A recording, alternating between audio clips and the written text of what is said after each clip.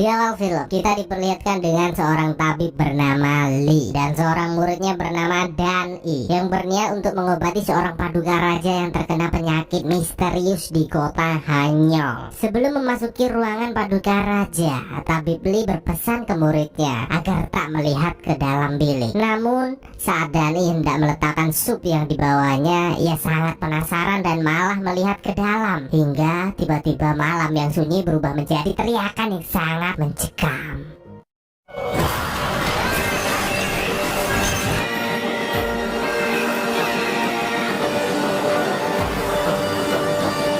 Keesokan harinya terlihat selebaran kertas yang memberitakan bahwa paduka raja telah meninggal dunia. Komandan militer bernama Chow yang melihat hal itu merasa sangat tak terima karena padahal paduka raja masih hidup. Ia pun memerintahkan semua prajuritnya untuk menangkap semua orang yang terlibat dalam hal ini. Tak butuh waktu lama dengan prajurit-prajuritnya, Chow pun menyatroni seluruh desa. Bahkan siswa-siswi Tadika Mesra pun dianggap bersalah karena telah berani menulis berita tersebut, sehingga di hari itu berubah menjadi hari penyiksaan yang sangat mengerikan.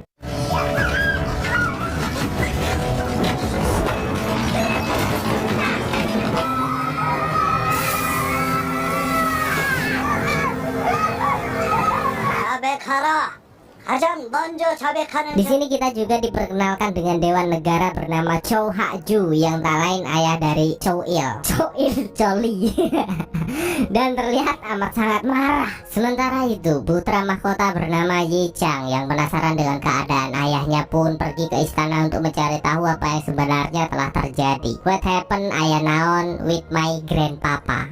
With my papa. Namun setibanya di sana, paduka ratu yang tak lain ibu tiri dari Yi Chang datang menemuinya dan menyuruhnya untuk pergi. Get out away. Paduka ratu beralasan bahwa paduka raja terkena penyakit campak dan jika Yi Chang menemuinya maka ia akan tertular lalu meninggoy juga. Yi Chang tak peduli dengan hal itu, namun semakin ia memaksa untuk masuk semakin tegas pula paduka ratu melarangnya. Hingga dengan berat hati Yi Chang pun pergi meninggalkan tempat tersebut. 세자를 매시지 않고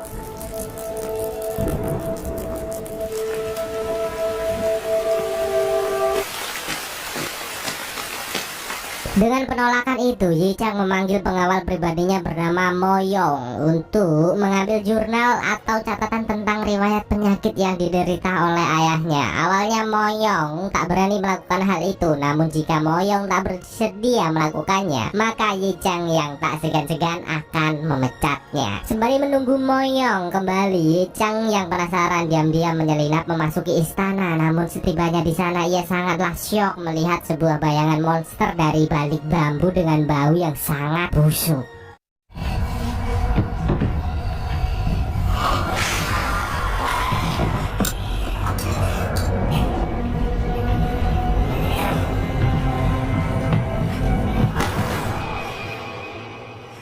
Namun tiba-tiba Il dan prajuritnya datang menghentikan langkah pria tersebut. Yi Chang pun memberitahu bahwa ia baru saja melihat sosok monster yang sangat menyeramkan. Namun Il mengatakan bahwa Yi Chang hanya sedang bergurau dan halusinasi. Melihat respon dari Il, Yi Chang pun terus memaksa untuk masuk. Namun tiba-tiba Il menodongkan katananya kepada Yi Chang yang tentu saja membuatnya sangat kaget. Apakah boleh komandan militer mengacungkan pedangnya kepada putra mahkota? Tak peduli dengan itu, Yi Chang pun meneruskan langkahnya hingga ia melihat Hak-ju yang telah berada di sana. Yi Chang pun melihat dan menanyakan keberadaan ayahnya, namun Hak-ju menjawab dengan nada yang kasar seperti tak senang dengan kehadiran Yi Chang. Setelah sedikit percakapan, Hak-ju mengatakan bahwa paduka raja telah sembuh dan pergi ke istana paduka ratu. Dan tak lupa Hak-ju menyuruhnya untuk segera pergi dari sana. Dan tak berselang lama terlihat Moyong yang datang dengan terengah-engah membawa surat jurnal pengobatan paduka raja. Yi Chang pun segera memeriksa jurnal itu untuk mencari kepastian penyakit apa yang diderita oleh my papa. Namun anehnya di sana tak tertulis sedikit pun keadaan terakhir dari keadaan paduka, yang padahal menurut peraturan istana setiap perkembangan harus ditulis di jurnal pengobatan. Apa yang terjadi dengan ayahku di istananya sendiri? Dengan kegajilan penyakit ayahnya, Yi Chang pun menyuruh Moyong untuk pergi mencari tabib Lee, karena menurut buku jurnal itu tabib Lee lah yang terakhir menangani ayahnya. 자맥을 준비하라. 너와 나.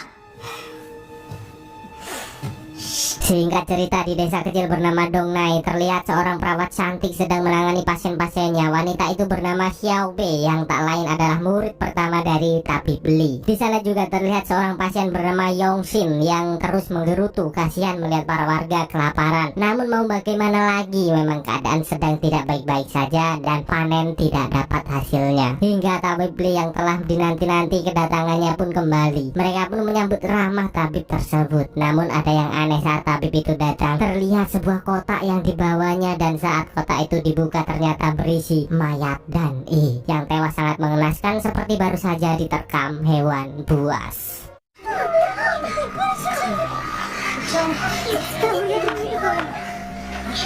Melihat hal itu, Xiao Bei pun menghampiri tabib Li dan menanyakan apa yang telah terjadi. What happened? Hanya naon di kota Hanyang hingga Dani pulang dalam keadaan seperti itu. Namun sayangnya tabib Li tak memberikan penjelasan apapun. Bersamaan dengan itu terlihat para anggota dewan sedang mengadakan rapat yang membicarakan Yi Chang telah dianggap sebagai pengkhianat kerajaan karena telah menandatangani surat yang menyatakan bahwa Paduka Raja telah meninggal. Di sana Hak Ju sangat ngotot ingin mengadili Yi Chang. Entah apa maksud dari semua ini, namun Hak Ju terlihat sangat tak menyukai Yi Chang. Bahkan saat ada anggota dewan yang memproteskan hal itu, Hak Ju membantahnya dengan begitu tegas. 더 잘 보이게 해드릴까? 이제는 보이시오. 이 나라의 하늘을 내빠뜨려 망국의 길로 이끈다 적혀있어. 이제 그 순간 또 전란 때처럼 닭상에 앉아. 이제 그만하시지요. Di sisi lain, Yi Chang yang ditemani Mo Yong mulai mencari informasi keberadaan tabib Li dan menemui seseorang yang sempat membantunya. Pria itu mengatakan bahwa tabib Li telah kembali ke Dongnai bersama muridnya yang tewas dengan luka yang mengerikan. Namun ia tak mengetahui pasti apa penyebabnya. Saat Mo Yong mengajak Yi Chang kembali ke istana, Yi Chang mengatakan berniat pergi ke Dongnai untuk menemui tabib Li. Mo Yong yang mendengar hal itu pun sedikit heran, bagaimana mungkin mereka dapat menempuh perjalanan sejauh itu hanya berdua saja. Yi Chang pun memberitahu bahwa ia telah menandatangani surat yang menyatakan bahwa Paduka Raja telah meninggal, dan hal itu membuatnya menjadi buronan kerajaan sekarang. Mo Yong pun heran, mengapa putra mahkota melakukan hal itu, dan sebagai pengawal pribadi yang setia, Mo Yong pun bersedia untuk menemaninya pergi ke Dongnai.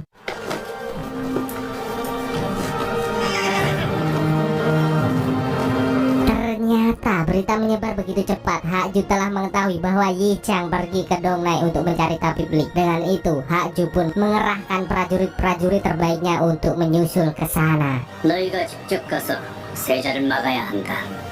금군의 정예부대 50이 그 뒤를 반드시 막아야만 한다. Kembali ke Dongnai, setelah Xiao Bei selesai mencari ramuan, ia melihat para warga yang sedang asik makan bersama. Ia pun sangat heran, daging dari mana yang mereka makan. Xiao Bei pun pergi ke dapur dan menemui Yo Qing untuk menanyakan asal daging tersebut. Yo Qing beralasan bahwa tak tega melihat para warga kelaparan dan pergi berburu rusa untuk memenuhi gizi mereka. Namun saat Xiao Bei memeriksa kuali itu, tak disangka ia menemukan potongan jari manusia yang artinya what the fuck man? Apakah iya itu daging dari mayat dan icu kok dimakan karibal? Jadi kalian ya.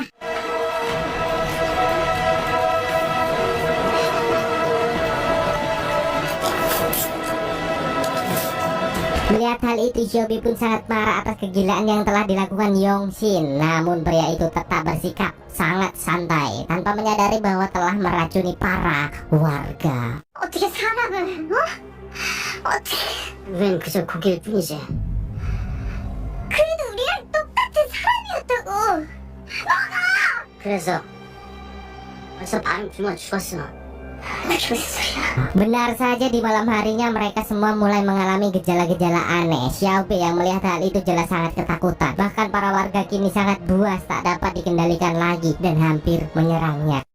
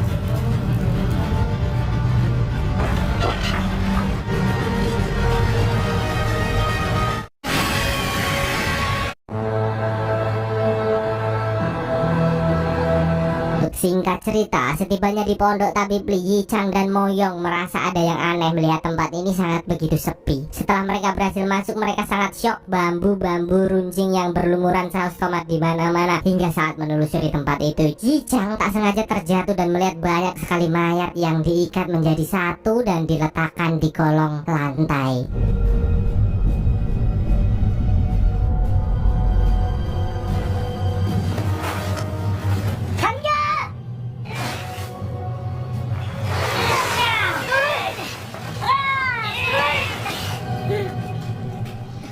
Dengan penemuan itu, Yi Chang dan Moyong pun segera mencari bantuan ke warga sekitar untuk membawa mayat-mayat itu ke kantor hakim. Namun mereka tak menemukan mayat tabib Li di sana dan Yi Chang meyakini bahwa tabib Li masih hidup. Di sisi lain terlihat seorang hakim bernama Beom Pal yang sedang menikmati hidup bersama para anggotanya, hingga terlihat seorang penjaga berlari ketakutan membawa berita buruk. Tak percaya dengan berita itu, Hakim Beom Pal dan para anggotanya pun segera melihatnya dan mereka sangat terkejut melihat banyaknya mayat di sana.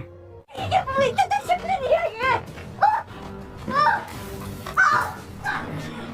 Beom Pal pun menyuruh para anggotanya untuk segera mencari dalang dari semua ini, dan salah satu seorang prajurit mencurigai Yongshin karena akhir-akhir ini ia melihat Yongshin mengumpulkan bambu di seluruh penjuru Dongnai. Dan Yi Chang yang belum menemukan tabib Li pun fokus pada misinya mengajak Moyong untuk melanjutkan pencarian. Bersamaan dengan itu pula, kini beberapa petinggi kerajaan mulai curiga dengan Hakju. Mereka merasa bahwa Hakju seperti ingin mencelakai putra mahkota dan ingin menguasai kerajaan. Dan kebetulan di tengah-tengah obrolan mereka, seseorang kepala dayang datang memberitahu bahwa telah ditemukan seekor mayat di istana paduka raja, dan hal itu memperkuat bahwa Hakju menyembunyikan sesuatu.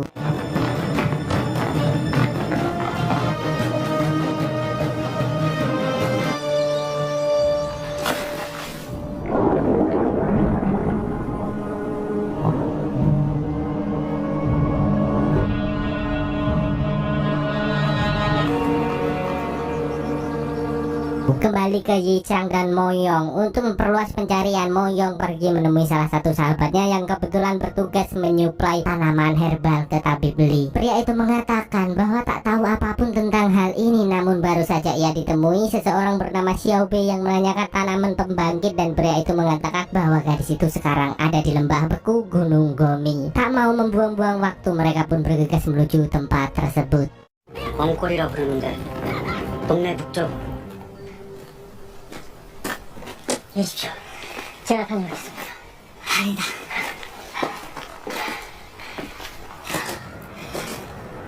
이것은 벌써 한결. 저 제 뒤에 계십시오.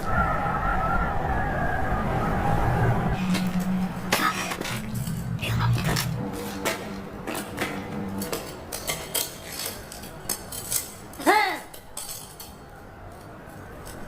지우론 수업이라는 의녀냐?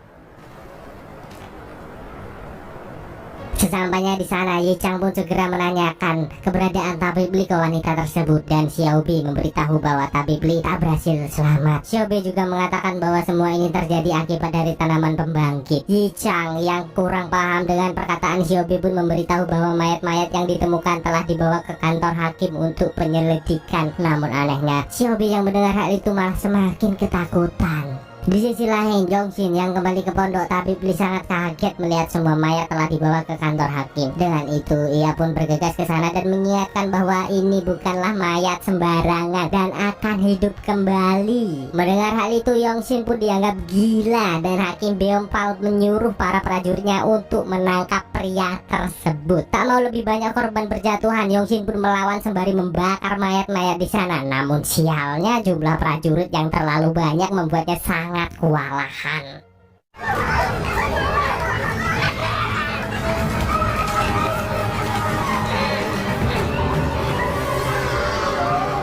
Kembali ke Xiao Bei yang berniat pergi ke kantor hakim untuk mengingatkan para penduduk sebelum mayat-mayat itu bangun. Mendengar perkataan Xiao Bei, Yi Chang pun meminta Xiao Bei untuk membuktikan perkataannya. Xiao Bei memberitahu bahwa ada buku jurnal pengobatan di perpustakaan tabib Li. Dengan itu, Yi Chang pun memutuskan untuk berpisah. Ia pergi untuk mengambil jurnal pengobatan, sementara Moyong menemani Xiao Bei pergi ke kantor hakim. Setibanya di sana, Yi Chang pun segera mencari buku jurnal tabib Li. Namun sialnya, ternyata Il telah menunggu kedatangannya dan memperlihatkan surat perintah untuk menangkap putra mahkota atas tuduhan bahwa telah mengkhianati kerajaan. Tak mau pasrah, Yi Chang pun melakukan perlawanan adu pedang terlihat sangat amat sengit.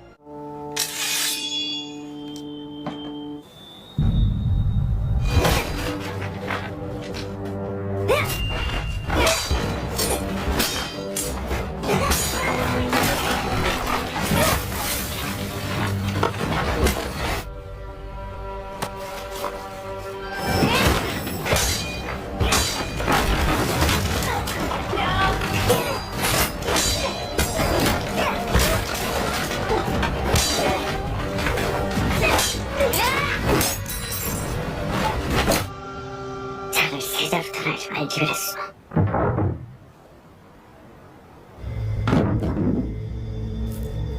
Sayangnya Il di sini terlalu kuat hingga Yi Chang terpojok di sana dan tiba-tiba perhatian mereka pun teralih ke sebuah kotak yang terkunci rapat.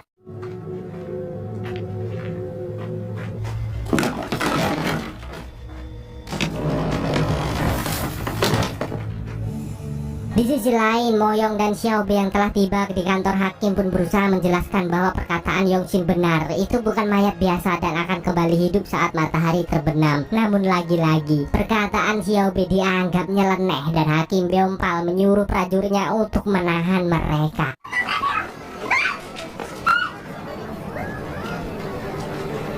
움직였다. 저기 움직였어요. 어디?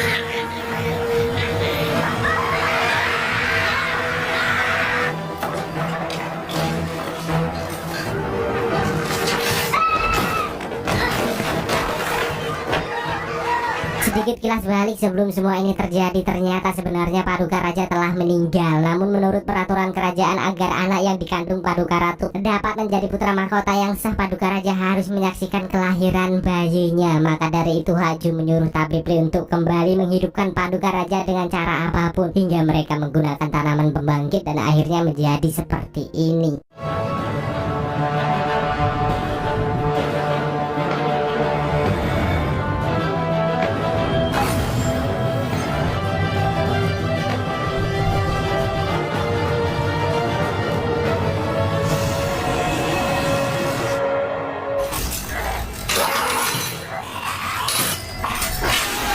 Oke lanjut, penasaran dengan kotak itu, Il pun menyuruh prajuritnya untuk membukanya yang ternyata berisi Tabibli yang telah berubah menjadi zombie dan seketika langsung menyerang mereka.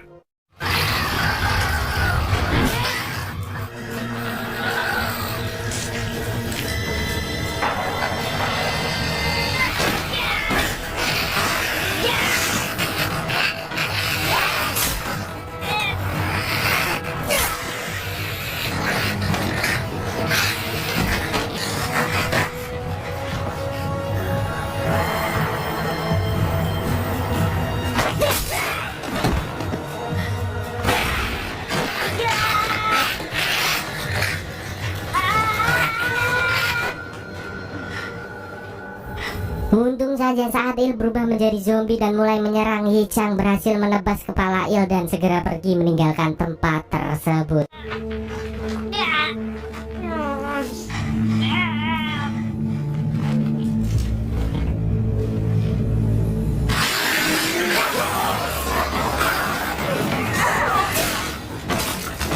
Hingga saat Yi Chang berhasil lolos, ia melihat kantor hakim telah rata dengan api.